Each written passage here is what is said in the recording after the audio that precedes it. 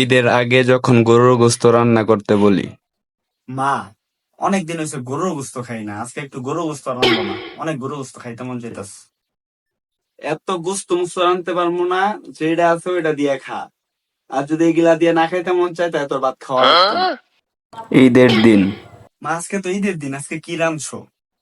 হ্যাঁ, আমি জানি আজকে ঈদের দিন, এই কারণে পোলাও আর গোস্ত রাঁধছি। গরুর গোস্ত আর পোলাও রাঁধছো?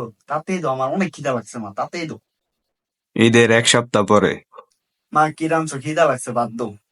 আজকে আর কি রানবো, গরুর গোস্ত রানছি অন্যদিনের মতো। কি? গরুর গোস্ত? ঈদের দিন থেকে একটা সপ্তাহ হয়ে গেল, গরুর গোস্ত খালি খাইতেই আছে, খাইতেই আছে। এত গরুর গোস্ত খাইতে ভালো লাগে? আর গরুর গোস্ত খামো না, তুমি অন্য কিছু দিয়ে আমার বাদ দাও।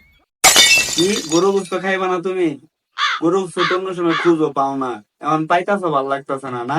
তোমার খাওয়া লাগতো না, যাও, তুমি না খাইয়া থাকো।